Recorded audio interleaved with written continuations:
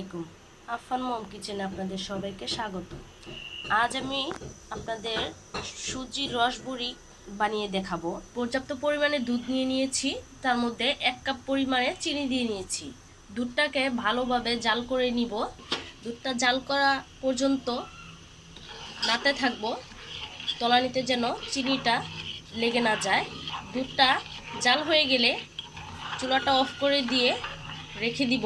সুজির রসবড়ি বানানোর জন্য একটি ডিমটা ফাটিয়ে নিয়েছি। এখন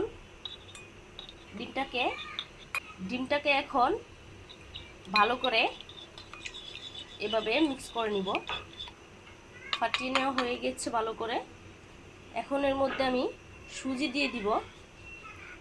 1 কাপ নিয়েছি, প্রথমে হাফ কাপ দিব।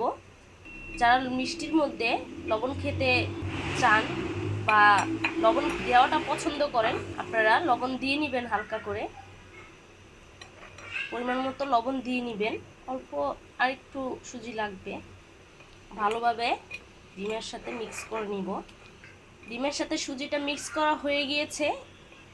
যখন এরকম হাতে নিয়ে এরকম হবে ঘনত্বটা, তখনই মনে করবেন যে সুজির ব্যাটারটা পারফেক্ট হয়েছে। এই পর্যায়ে চলে যাব পাশে যে দুধটা জাল দেওয়ার জন্য রেখেছি, সেটা ঘন কতটুকু হয়েছে দেখার জন্য। এখন এটার মধ্যে দিয়ে দিব। এখানে আমি 2টি এলাচ দিয়েছি একটু ফাটিয়ে। সুজির রসবড়ি বানানোর জন্য যে দুধটা বসিয়ে রেখেছিলাম, সেটা চুলাটা অফ করে দিব। দুধটা জাল করা হয়ে গিয়েছে।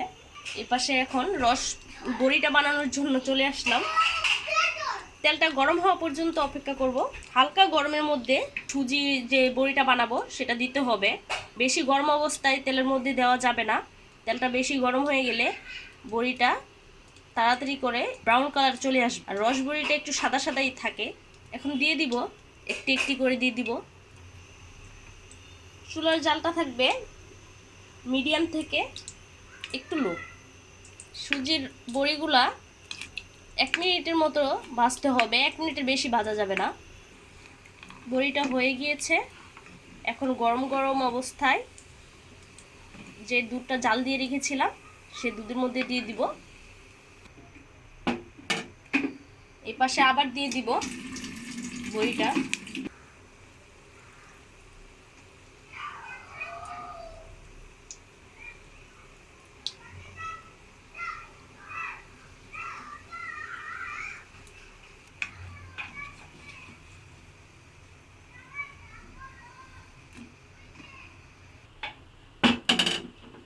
একটু নেড়ে ভালোভাবে ডুবিয়ে দিব।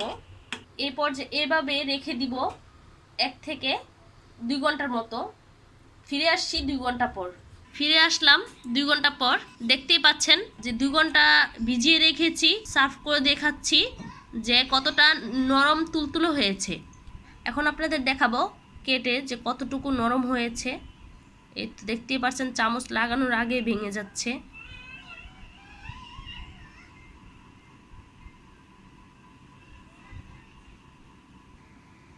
আপনাদের যদি এই ভিডিওটি ভালো লেগে থাকে, চ্যানেলটিকে সাবস্ক্রাইব করে দিবেন। পাশে থাকা বেল আইকনটি ক্লিক করে দিবেন, যাতে করে নতুন নতুন রান্নার ভিডিও দিলে আপনারা নোটিফিকেশন পেয়ে সাথে সাথে দেখতে পারেন। চ্যানেলটিকে লাইক কমেন্ট শেয়ার করে দিবেন। আজ এই পর্যন্তই। সবাই সুস্থ থাকবেন, ভালো থাকবেন। আল্লাহ হাফেজ। আসসালামু আলাইকুম।